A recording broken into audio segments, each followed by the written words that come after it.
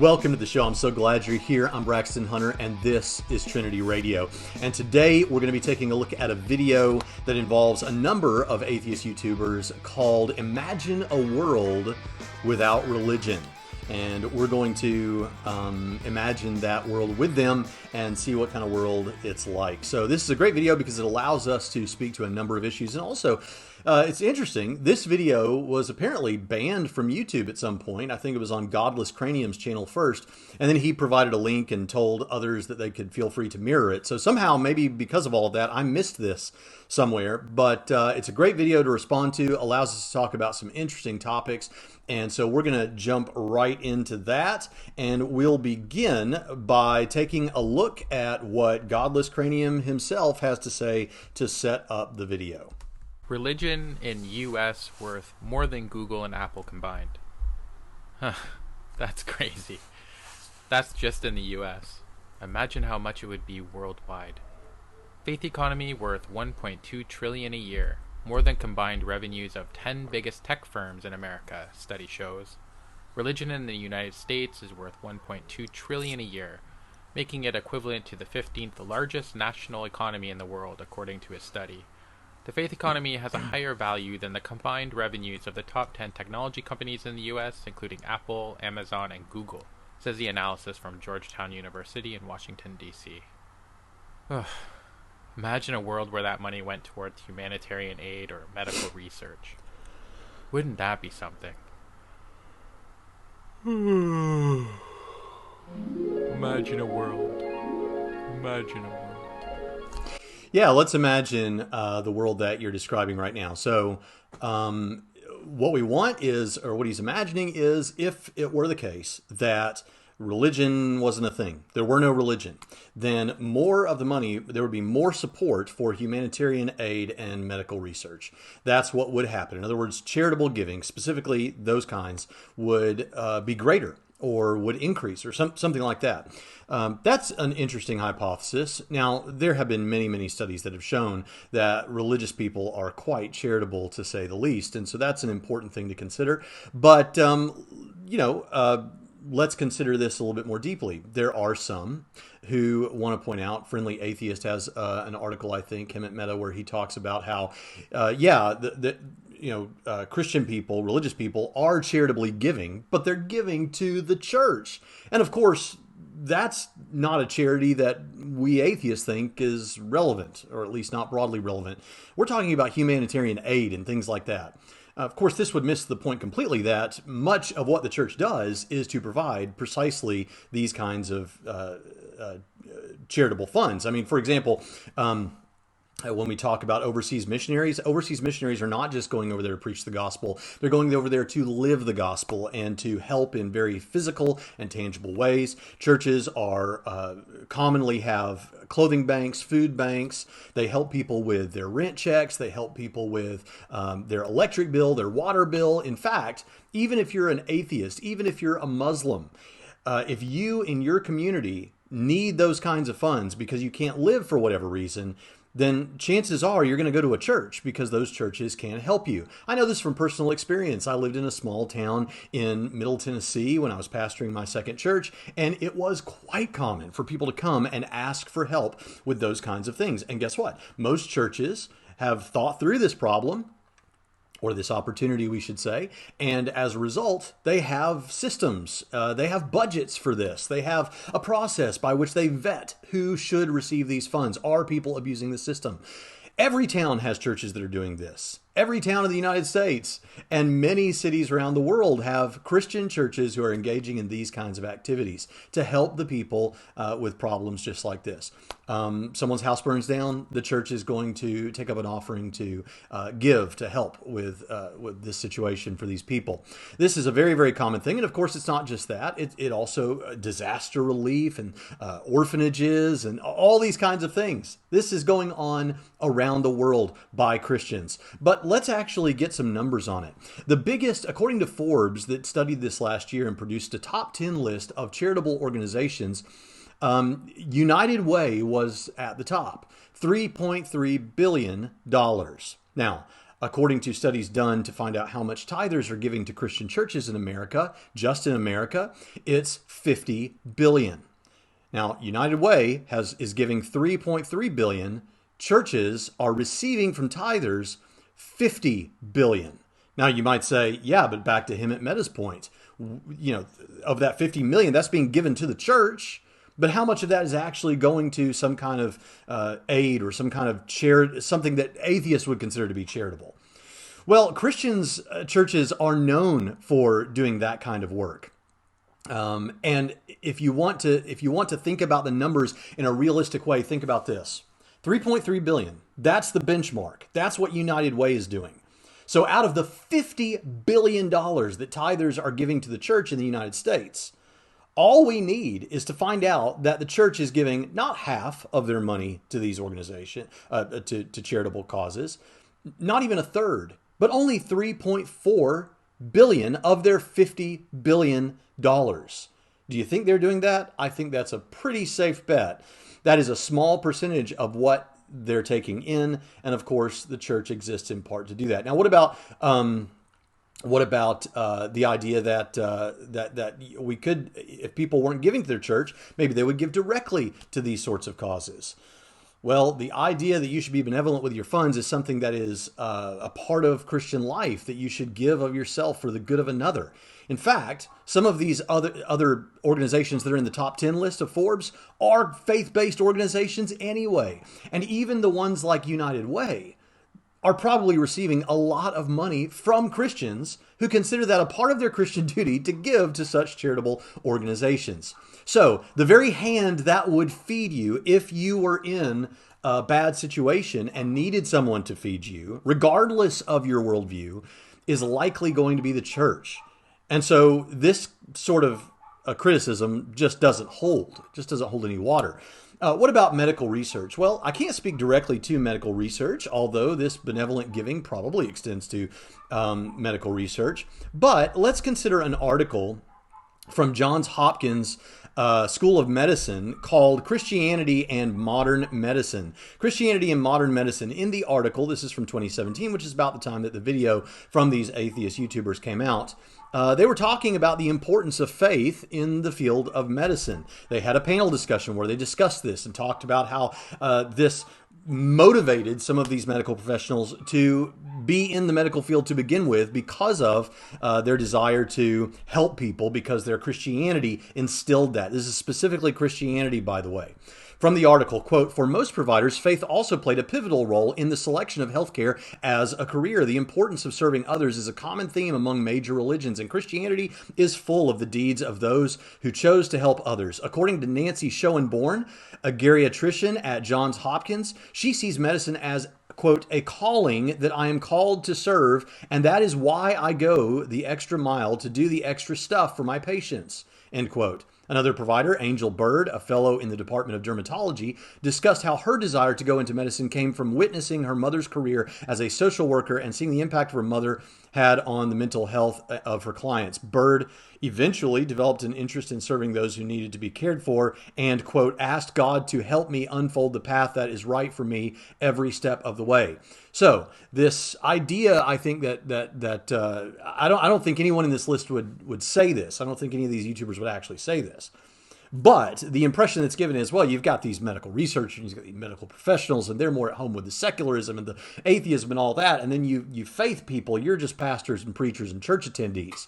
The fact of the matter is that a lot of the people in the medical field are Christians and are doing what they're doing because of Christianity. And given the amount of charitable giving that Christians are doing in the world in general, it's likely that a lot of the money that's going toward this medical research is coming from Christians anyway. So this is an interesting criticism. Imagine a world without religion. You're imagining a world that would likely, by all accounts, have far less charitable giving. And so I don't think you want to imagine that world very much. All right, let's go on and take a look at where the video goes from there.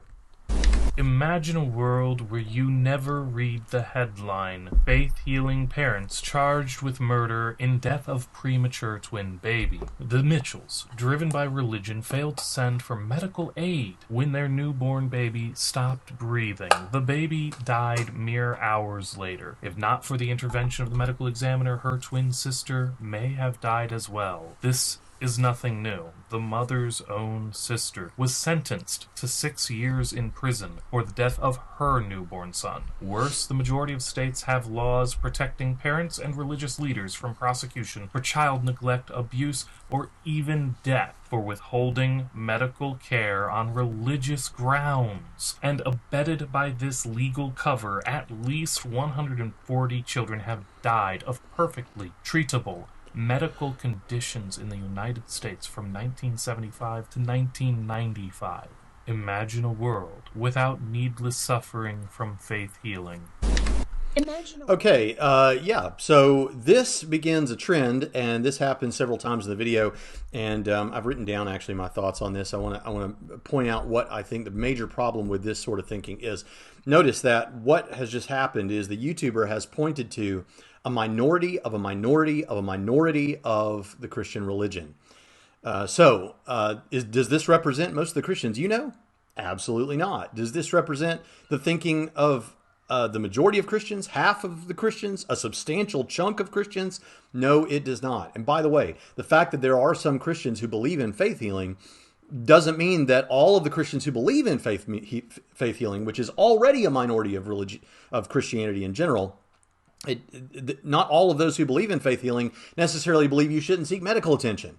So whether you think that's an inconsistency or not, that's what's happening. And so I don't think this holds, but this begins a concern that I think shows up in several of the YouTubers in this list.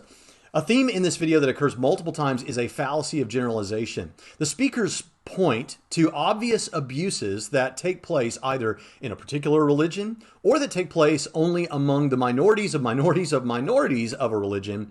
And rather than using specificity in their attack, as we all know, specificity is the soul of narrative, and putting those things in the Islam bucket or the Scientology bucket or the extreme sect of Christianity bucket, they have one big bucket that says religion and put it all in that bucket. And you could do that with almost anything. Rather than specifically pointing out where the abuse is taking place or the particular religion or the particular sect of a religion, if you just put it on religion in general, you could do that with anything. So for example, let's imagine men. I happen to be a man, but we could say imagine a world without men. What would that world be like? Imagine a world without men. I mean, some men are white supremacists, right? Some men are sex abusers. Some men are dictators. Evil dictators. All right. So imagine a world, and instead of putting each of those evils or each of those criticisms into the white supremacy bucket or the sex abuser bucket or the dictator bucket, instead we just have one big bucket that says men, and we just put it all in that bucket. Wouldn't it be a better world if there were no men? And by the way, if there are some of you women out there who are amening that sentiment, you could do the same thing with the evils done by women. And I won't go there, but obviously there are many evils that are also done by women. So should we just do away with women, or should we put those in the child abuse bucket or the spouse abuse bucket or whatever bucket that a woman's evils happen to go into? Obviously, we shouldn't do away with women in general or men in general, and you could do it with other things as well. Imagine a world without computers. Are there evils done using computers? Yes, there are. Imagine a world without cars, automobiles. I mean, there are people who use automobiles to harm other people. There are cars that malfunction and people die. There's all kinds of things we could say about cars, but instead of putting those in the malfunction bucket or the mechanics bucket or the reckless homicide bucket or whatever else you want to say, we put them in the car bucket and we just do away with cars. You see how this could be applied to literally everything. And I'm tempted to talk about what would happen if, instead of talking about the evils done by specific atheists, we just had one big atheist bucket and put all of those into the atheist bucket and said, imagine a world without atheists. That would be very interesting, wouldn't it? You could do this with any concept, any person, any object. So this is a problem that I think appears multiple times in this video. So when this individual brings up something that happened with some parents that believe in faith healing and withheld medical attention for their children, I have never met such a person in real life, and I have been in the church, multiple denominations of varying size, all of my life. I've been in hundreds. I've been in way more churches than most of the people you'll meet. I've been in way more churches than most of the Christian YouTubers you'll meet. Why? Because for a long time, I had a ministry of traveling and speaking in different churches all over the world. And I've been in all kinds. And guess what? I've never met the person that would operate this way. Are there people like that? Of course. But they are the minority of the minority of the minority. So instead of putting those in the criminal bucket, or if I give you everything you want, it would have to be the extreme minority of Christianity bucket.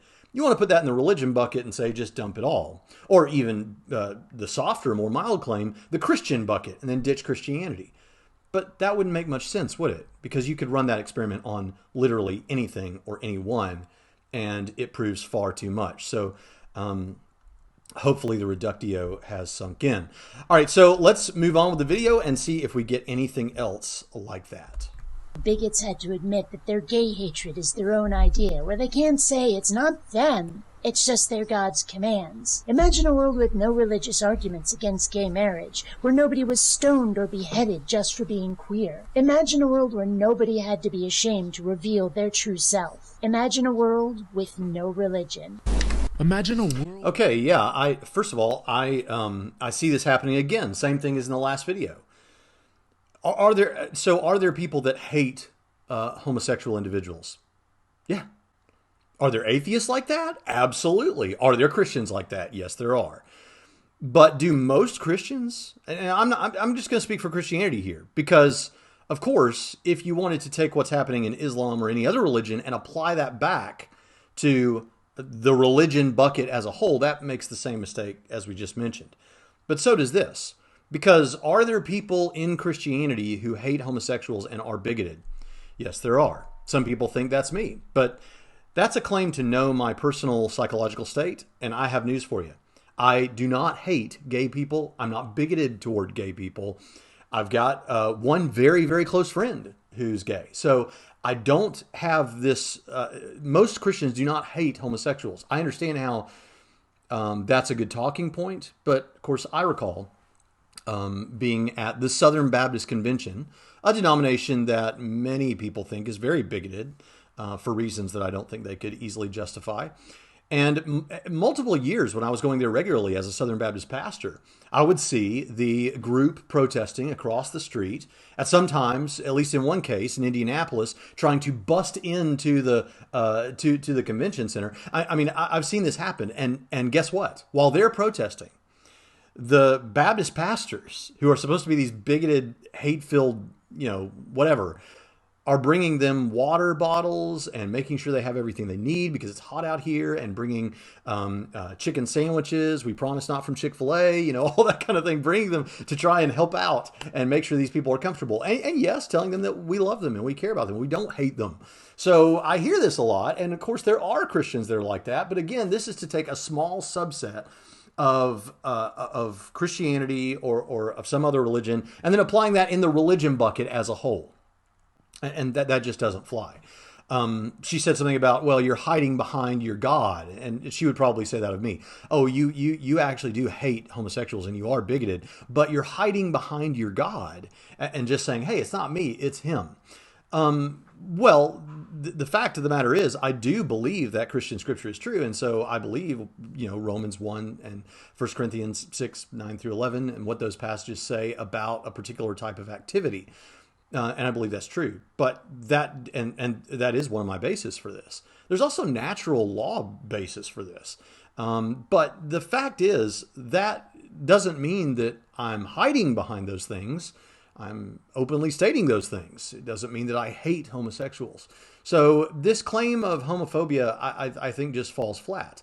And of course, after all, even if that was the truth, which it's not, do you have any objective moral standing to speak out against it? We'll have more on that later, but I think that this is important, and I think, again, it falls right back into the problem of taking something that is true of, if exactly as she said, it is true of some people, a minority of a minority of a minority, and applying it to not even just Christianity, but religion in general. And this, of course, is a major mistake that, as I said, would come up multiple times. Let's keep going. Religious wars, without violent acts of terrorism rooted in brainwashed indoctrination, where we unite to build a world worth living in rather than suicide bombing a crowd to escape it. Imagine a world. Okay, is that something that is true of Christianity? Well, there have been wars done in the name of Christ, done by Christians in the past, but that's not a true expression of Christianity, and it's not happening like that in a big way today. And if it is happening somewhere, then that's not a true representation of Christianity. But the fact is, who's he talking about here, really? He's talking about Islam. He's talking about Islam. And again, this is to take something that is true of a specific religion, and Muslims can defend themselves on this charge, but if they want to. It's not my job to defend Islam. But they're taking something that's true of people within Islam, and then they're applying it to religion as a whole. That shouldn't go in the religion bucket. If anything, that should go in the Islam bucket. That doesn't go in the religion bucket along with Christianity and everything else. Are there Christians who have bombed people? Perhaps. Abortion bombings or something like that. I haven't heard of any of those in a really long time. But the fact of the matter is, again, that would be a criminal. That would be an extreme minority of a minority of a minority of a minority. That would not even need to go in the Christianity bucket. There are all kinds of people who do all kinds of terrible things.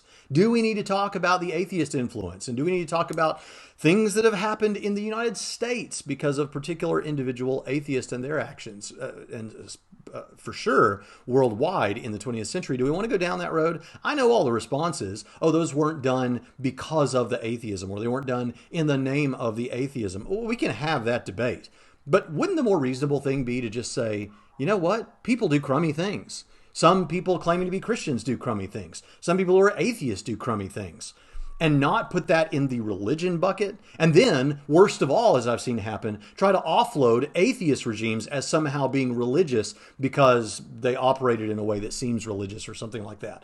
Look, people can be crummy. But that doesn't go in the religion bucket. And if it does go in the religion bucket, it doesn't go in the Christian bucket. I mean, do you see the problem of generalizing everything to religion instead of being specific about where this is actually happening? Let's keep trucking. I think that this clip from Rationality Rules is pretty short, so I may have already gone through much of it. Who didn't claim jurisdiction over the experience of others based on what they've taken on faith. This seems to me to be another example we saw in the last video of some kind of a projection. The reason that I say that is because you're asking me not to question the experience of others because of faith. But I regularly hear, I've had a couple of very meaningful experiences in my life. I've never visibly seen something supernatural or tangibly felt something supernatural. I've never heard an audible voice of God or anything like that. But I have had a couple of very, very meaningful experiences that I'm not using as evidence for you. I'm just telling you that this is anecdotal to me. I get that. I'm not saying it's true for you because I experienced it, or that you have reason to believe because I experienced it. I'm just saying I've had some very meaningful, I believe, encounters with God that it would be very, very difficult to convince me didn't really happen. And in those moments, I remember saying to myself, Braxton, you don't ever need to experience doubt about the Christian message ever again because of what you're experiencing right now.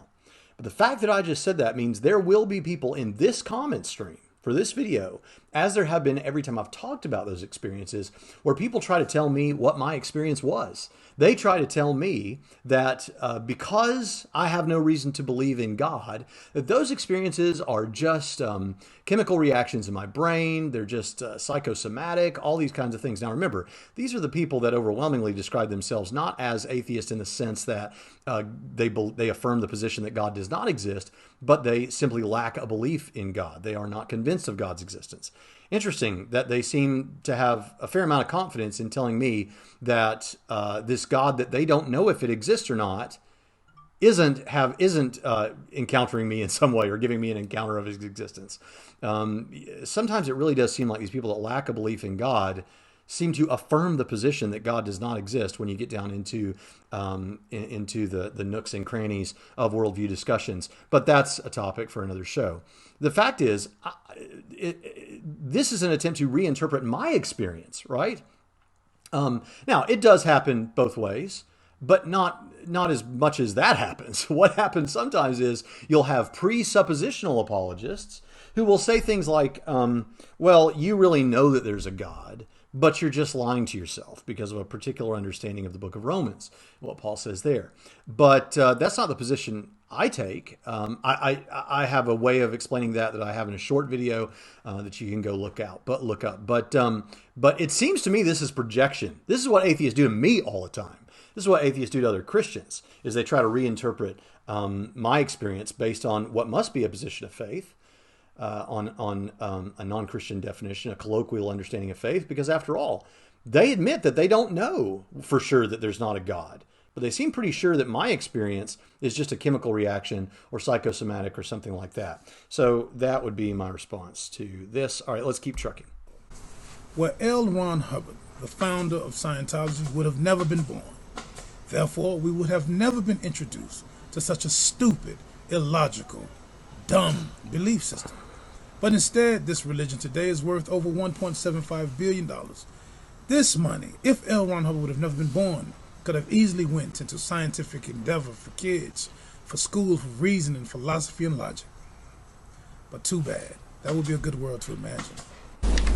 Okay, this is interesting. There are those people that would make the case that because of the very ambiguous things that Scientology says about God's existence, that Scientology is actually some kind of an atheist organization. I'm not going to make that claim here. I'm just going to agree, yes, I think that Scientology is false. I think that their creation story is false. I think that that there's a lot of bunk stuff going on with Scientology. I teach a course on cults at Trinity College Seminary, and I have a whole section on Scientology. I think that much of what they're doing is absurd. I want to be careful with my language because in case there's a Scientologist that hears this, I don't want to shut you down by being overtly insulting about this. But yeah, I feel a lot of what he's saying there. But again, what are we doing? Do you see the theme emerging? I hope that you do. I really hope that you do. I think this is really simple to recognize.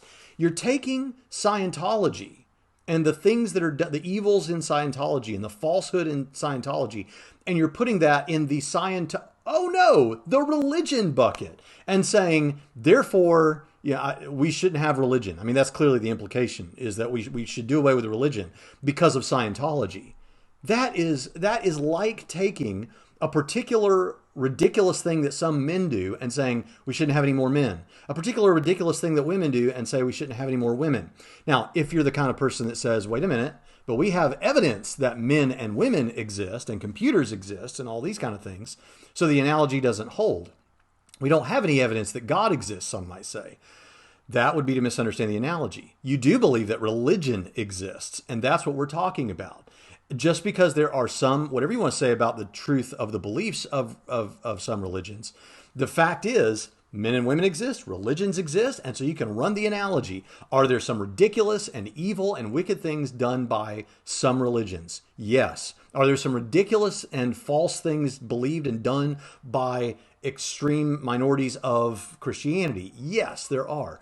Are there things like Scientology? Yes. Islam? Yes. Does that mean you take all those things, put them in the religion bucket? That is to lack specificity. It represents really bad thinking. And it would be the same as saying there are some men that believe some evil and false things, so we should do away with men, or computers, or cars, or however you want to play with the analogy. And so it happens here too. Let's keep trucking. Said or written was taken on the authority of the speaker or writer, where every claim was accepted only proportionally to the supporting evidence, where such evidence and the interpretation was continually challenged and therefore improved, where the support for the claims was not only readily available to everyone, it was frequently accessed by everyone. Well, I imagine. Yeah, so Paulogia offers a criticism here, or a suggestion here. maybe we shouldn't just take things on everybody's authority. Maybe we should really question and work through it. And maybe then we should try to figure out what we can really know and all these kind of things. Yeah, I agree. I agree, and so do most Christians. The fact of the matter is that, well, you know what? I'm not even going to say that's true of most Christians. I think most Christians should think that way. But I'll give you that. Maybe most Christians don't. I haven't interviewed most Christians. But the Christians that are in the worldview discussion, that are thinking about this at this level, yeah, we're fine with that. The difference is we're not assuming that these things are false. We have gotten past the pedantic discussion about whether or not a God exists. We open our eyes and see evidence of God's existence everywhere. We run philosophical arguments that demonstrate the existence of God to a high likelihood. And so we're done with that now. So now the question is, what's he like? What is God like? And then we work that out. We try to discuss, can we trust Scripture? Some people want to talk about how much of Scripture do we trust? What can we know for sure? How do we treat these documents? Okay, here's what we think about that. So let's reason together with Scripture. We do all these kind of things. Philosophically, theologically, we put all this stuff together and we work it out in exactly the way that's being discussed. I don't know about you, but most of the people that I'm in Facebook groups with and that I work with who are interested in theology don't just take this stuff on someone's word. They want to work it out. So to this part of the video, I can say, yeah, I think we should operate that way. Now, that's not to say that we don't recognize that we have an authority. Everyone has an authority.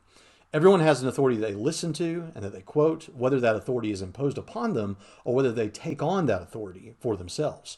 For example, many atheists will make for themselves a particular atheist scientist like Sean Carroll or a philosopher, an atheist philosopher, and they will make that person their authority when it comes to these matters. Everyone has authorities, and there's nothing wrong with having an authority, but you should think things through. And Christians have authorities, but we think these things through. There's nothing wrong with that. Let's keep trucking. About religion, I don't necessarily imagine a perfectly peaceful world. What I do imagine, however, is a world where we are living in a reality where people are killing over their imaginary friends every single day. I don't imagine a world where people would always have reasonable discussions despite a difference in ideas. But what I do imagine is a world where people aren't scared for their lives when they criticize or discuss others' ideas. A world where we don't make excuses for extremists because someone offended their religion. Imagine a world without organized religion, particularly Islam. A world where freedom of ideas doesn't mean a risk to human lives every single day.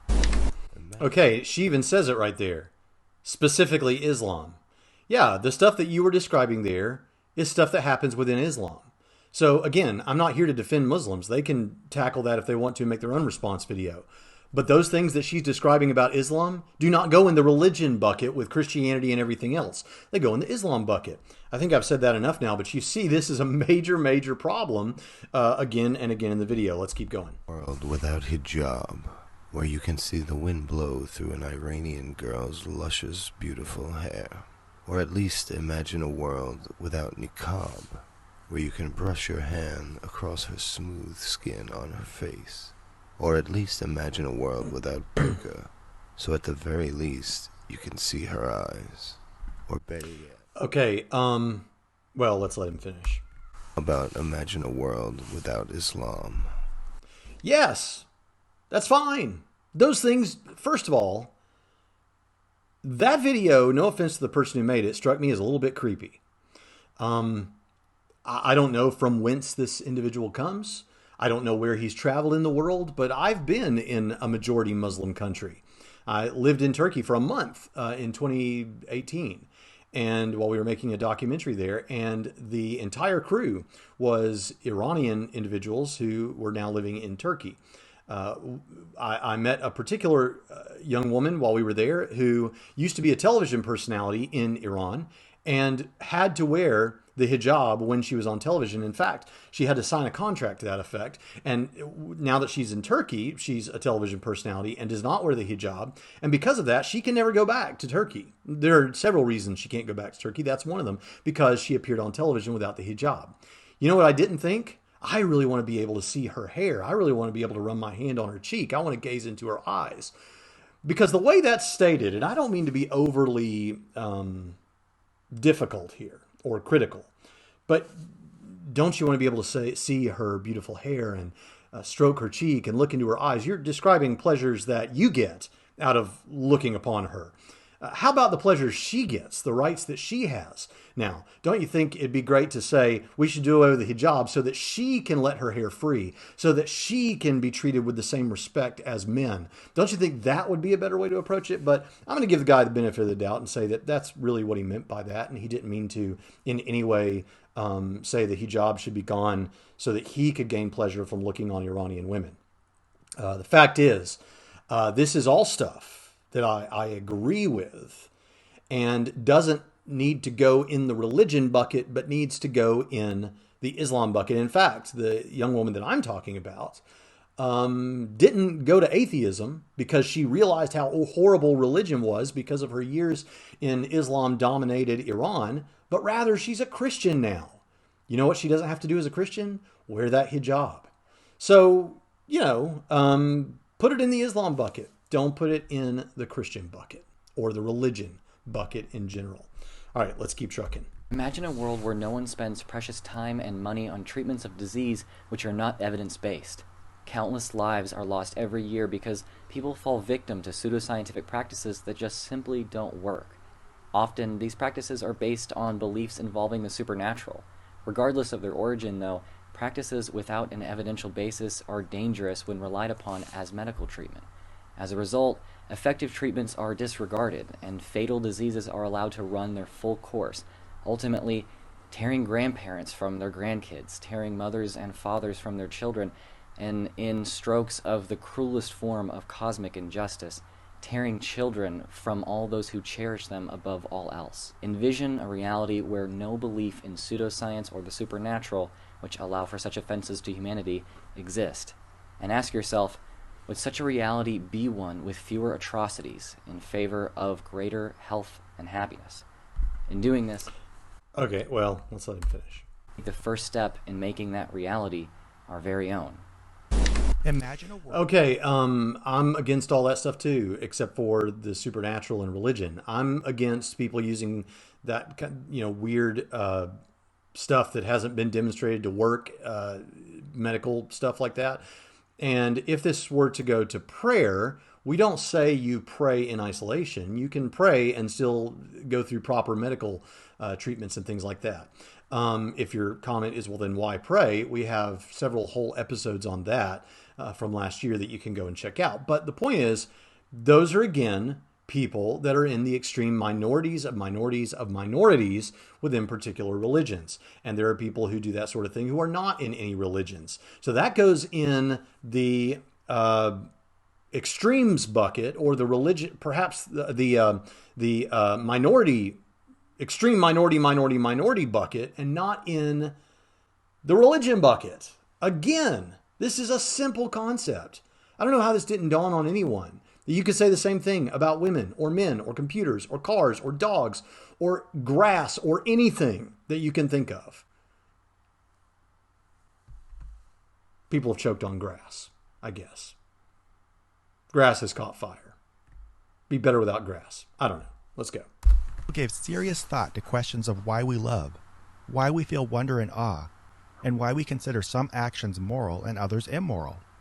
Where we continue to plumb the depths of these mysteries, using what we learn to make ourselves and society better, instead of just deciding they're all inevitably spiritual concepts that had to come from God. Claims there can't possibly be secular answers to these questions just because they themselves chose to stop thinking about them. Okay, what is the... So we need to be able to plumb the depths of these ideas. We need to really be able to explore them. How do you plumb the depths of these ideas on naturalistic atheism in a world where all you have is physical matter in motion? How? Because the answer there is, this is a product of evolution. This is just chemical interactions happening. And in terms of morality, this is just the result of our sociological evolutionary development. What's good for the herd is good for me. This kind of thing. That's it. That's the answer. It's done. There's no plumbing any further depths. Now, on the other hand, if you want to take a religious perspective, or specifically a Christian perspective, since that's what I'm defending, you can really have a meaningful and deep discussion about these things, where you can plumb the depths of it. What is the objective foundation for these things? Is there an objective foundation for them? On atheistic naturalism, there just isn't. Here we can actually talk about it and talk about why certain things are moral or immoral in an objective way, and we can, and we don't have to exclude. I mean, it's not like we exclude the fact that certain chemical interactions happen in our brain, but we can talk about stuff happening beyond that.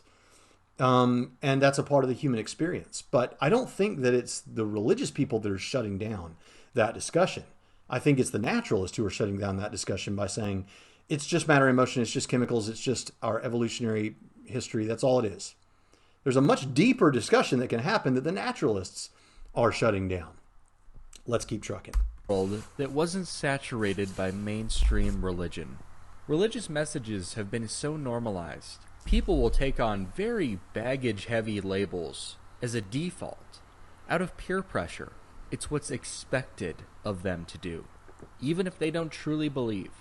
And thus, undue reverence is given to ideas that are as equally absurd as any other mythology we have left far behind us.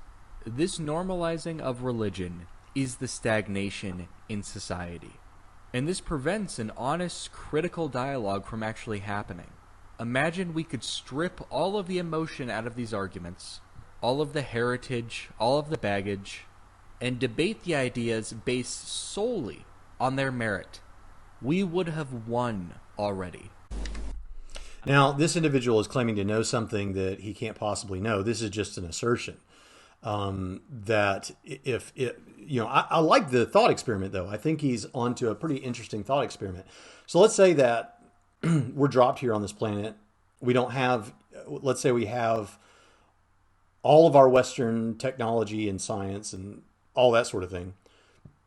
But other than, like, that's prepackaged into our brain, right? And we're just dropped here. Would we come to the conclusion that the supernatural exists, that God exists, these sorts of things? That's an interesting thought experiment. Fortunately, the history of the world has answered it with a resounding yes. Yes, we would come to that conclusion, because virtually, if not every single culture in the history of the world has come to that conclusion. Now, perhaps they weren't as advanced as we are now, but I don't see how that helps at all. If you suddenly dropped me here as an alien and taught me everything that we know about the world today, I would still look at the design in nature. I would still recognize what Paul recognized centuries ago, 2,000 years ago, in Romans chapter 1, verse 20. The invisible things of God's eternal power and divine nature are clearly seen through what has been made. I would still have that obvious impression. By the way, I did a response video to Joe Rogan and Sean Carroll earlier this year, and Sean Carroll said it seems obvious, right? Now, I know what people will say. What seems obvious is not always the correct answer, but sometimes it is, right? That's how we typically function.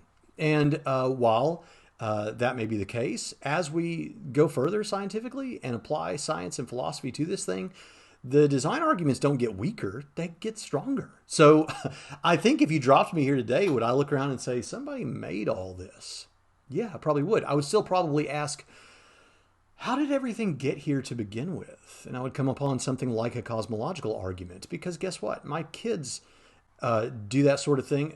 I've said this before, but at 6 years old, and yes, we were teaching them already Christianity, but at 6 years old, both of my kids came to me and said, Daddy, I know there's a God, because if there was no God, how'd this stuff get here? So what if we didn't have any religion and we were just kind of dropped here? Would we ever come to this conclusion? It's an interesting thought experiment, but I think it's already been substantially answered. And the answer is yes, we'd come to a God conclusion, and then we build out from there a religion as we try to figure out what this God is like. In which people didn't pretend to know things that they can't possibly know. Imagine. Oh, this is an interesting one. Rationality Rules says, imagine a world where people didn't claim to know things they can't possibly know. Can he possibly know that no one on earth can possibly know whether a particular religion is true or whether God exists? He would have to know the personal experiences of every single person on the planet. So his comment is a bit, self-refuting. If we gave him what he wanted, he couldn't have made that statement. Let's keep trucking. Religious moral authorities. When faced with an action that conflicts with our conscience, we tend to rationalize it to avoid the mental conflict between doing something bad and being a decent person, one way being to project the responsibility onto an authority. If there were no morally authoritative religions in the world, then people wouldn't have the option to shunt responsibility onto an intangible, infallible, unchallengeable moral authority. Knowingly harmful actions, in terms of prejudicial or even violent acts, couldn't be excused by obeying the will of God. Of course, this isn't applicable to all religions nor all religious people, and of course there'd still be harmful acts and human authorities to appeal to, but no human authority is intangible, and any would be infinitely less infallible and unchallengeable than the moral commandments that are held with conviction to be the decree of God. Wait a minute. I love this, because back to our theme for most of these, he admits by his own tongue, of course this isn't all religions, and of course this would be happening even without religion. Okay, what does that mean? It means it doesn't go in the religion bucket. It goes in some other bucket, right? Moving on. Where religious reverence isn't used as a shield for pedophiles, so that they can be recirculated into finding new victims in new areas. Yes, I agree. Does that go in the religion bucket? No, that goes into a particular bucket. Now, it goes into the creep who happens to be in a ministry position bucket and is a creep, basically. I mean, has this happened? Yes. But that doesn't go in the religion bucket, and this happens in atheist organizations. This happens, or I should say at least secular organizations, and in fact, in the past couple of years, there have been particular abuses laid at the feet of a couple of high-level atheist spokespersons. So maybe this just goes in the creep bucket and not in the religion bucket. Maybe. Let's keep trucking. World where children aren't scared of eternal damnation in hell, just for being themselves. They can go out, be free, love who they want to, and not have to worry about burning forever in the lake of fire. Imagine a world where children could go out and be who they are and smoke cigarettes and not worry about it because they're being told all the time that cigarette smoking causes lung cancer and will kill them. Imagine a world like that. You say, yeah, but we have evidence of all of that. Of course. And we Christians believe we have evidence for the truth of Christianity, including the reality of a place called hell. I have videos on that. There are at least 3 videos that you can find on this channel that deal directly with that issue. Actually, there's more than that. So we think we have good evidence of that. This would just move the discussion back to a discussion about the truth of Christianity or the reality of the afterlife or something. But it wouldn't. The thing is, if that is the truth about the nature of reality, just like with smoking, if that is the truth about the nature of reality, we would actually be unloving not to tell our kids that. Now, I don't know what he's imagining, but I've never met the Christian that all they ever do is walk around and talk about hell all the time to their kids. I mean, we do live in the same world you do. We watch the same movies. We hear the same music. We live in the world you live in. And as a result, we want our kids to be happy. We're normal parents. We don't want our kids to be all the time thinking about death and hell and all those kind of things. Do we want them to know about the truths of certain real and dangerous things that exist in the world? Of course, just like we tell our kids not to smoke. But this is a question about what happens to be true. And if it's true, then we definitely should be telling our kids about it at some point. Religion didn't teach that prayer or communicating with God would fix all of the world's problems. For example, after a natural disaster such as the recent hurricanes, people would potentially donate more money instead of gathering for prayer. Let's stick to what we know actually helps, instead of communicating to a God we can't prove is there and who supposedly created the hurricane to begin with. Imagine. As far as the hurricane being created by God, we have answered that in a recent video series responding to him at Meta 78 questions for Christians. And we've talked about it many times on the show. It has to do with the problem of evil. My answer to that is free will. God wanted a world that would have love in it, and you can't have real love without genuine freedom. So God gave people free choice. But as a result of that, all of creation fell, and a lot of evils happen because of what we call moral evils as well. I can flesh all that out in other videos, including a video I have that's a short video on the problem of evil that you can find. Something like why would God allow bad things to happen, in the short videos playlist. So I encourage you to check that out. It's about 11 minutes long, and it's my favorite video on this channel probably. We first of all, would people give more money if they weren't worrying about praying all the time? We've already settled the question of who's given a lot of money, and it's the Christians. It's the religious folks giving a lot of money. But we don't just pray. We pray and we give. I was always raised in my family with the simple practical model of pray like it all depends on God and work like it all depends on you. That's just a way that you can go through life and make sure that you're doing as much as you can to help, and also praying. So I don't get this mutually exclusive idea here. And as far as prayer can solve all the world's problems, like he said, we believe that when we pray, we're petitioning God to do something, but it's no guarantee. Prayer is not a magic wand. We don't view it as a magic wand. We're asking God. Prayer doesn't, in and of itself, prayer doesn't accomplish the act. We're asking God to accomplish an act. So just a bunch of confusion there, I think. Let's keep trucking. Where morals and rules aren't dictated by ancient texts, but are allowed to develop and evolve as society changes. Can you imagine how morals are allowed to evolve and change? Imagine a world like that. You're imagining a world where if morals change, and remember, they're not changing for the better. They're not changing worse, because better and worse have no meaning unless you have an objective foundation for your morality. Now, you could say something like Matt Dillahunty's secular humanist idea of, or Sam Harris's, where you say, okay, if our goal is human well-being, then we can say we're progressing toward a better way of achieving human well-being. And in that sense, there's a better or worse objectively within your subjectively chosen framework. I've done videos on that with response to David Wood and Matt Dillahunty's debate. But when we're thinking about it this way, in terms of the system getting better or worse in a meta sense, there is no better or worse unless you have an objective foundation to appeal to. So you understand that on that paradigm, if it came to the point where people didn't think it was necessarily immoral to persecute a particular type of person because of their sexuality or their gender or their race, if that's the way that the whole world tended to go, the culture tended to go, it wouldn't be any worse. It wouldn't be any better. It would just be people doing what they like to do. And you can always say, but we have this, secular humanism that we've crafted. And within that system, the goal is human flourishing. So that would be bad. That's fine. But there's always going to be a lot of people outside of that don't care about your system. They don't, because it's not their favorite thing. They don't like it either. So what you're asking for is the undoing of any kind of moral meaning. It's not, it doesn't help the situation.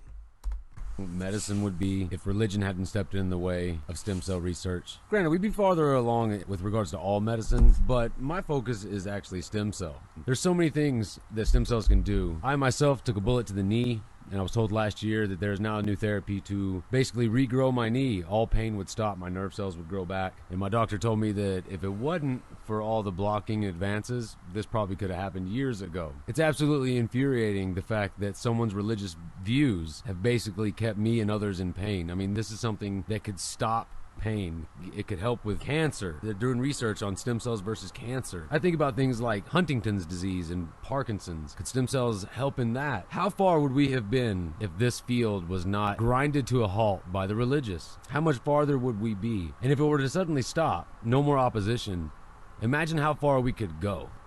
Imagine a world. Notice what he didn't mention there. Abortion. If we're talking about fetal stem cells taken because of, and it results in the killing of a fetus, you're making a huge, listen, I don't want anybody to experience pain. I don't want you to have this knee problem. I don't want I don't want people to have to experience cancer. I don't like any of those things. But that doesn't mean it's okay to kill human beings because of that. It doesn't mean it's okay to kill persons so that we can advance medicine. In fact, this is exponentially worse on anybody's system if you recognize abortion for what it is. And I have, again, videos on this channel about abortion that I think you can't get around. And so, so this all hangs on your assumption that abortion is not the killing of a person. That's a big assumption to make to advance medicine. And I want medicine to advance. There's a real possibility I'll have cancer at some point in my life. Fact of the matter is, you're hanging a pretty big assumption that where literally, potentially, millions and millions and millions and millions and millions of lives hang in the balance. Not worth it to me. Without honor killing, where gays don't fear for their lives and where women everywhere are given equal respect and an equal voice and are treated like human beings rather than assimilating faceless into an ocean of silent black trash bags. Yeah, so again, where does that go? Does that go in the Christian bucket, or does that go in the religion bucket, or does that go in the Islam bucket or some other bucket? And I think that may be the end of the video. They have some nice sentimental music, I think, to close it out, which so much for Christians in church services using music to manipulate people's emotions. But look, in the end, are they talking about, in most of these cases, real evils or real falsehoods that are a serious concern? Yes, they are. But we've got to be specific with our criticisms if we want to be taken seriously. You've got to make sure that you're criticizing the right thing in its right context. And the fact that your favorite position or worldview is that God does not exist, or you have no reason to believe that God exists, or that religions are false, or whatever, that's your thing that you happen to believe, doesn't mean you get to be so general in criticizing religion in general because of the evils done in a particular religion or an extreme minority. So I think the best way to get to real solutions to these problems is to continue looking for solutions to the problems in the specific areas where they emerge, and not by trying to get rid of something that, frankly, funds a lot of the charities that we have in the world to resolve some of the very problems that were addressed.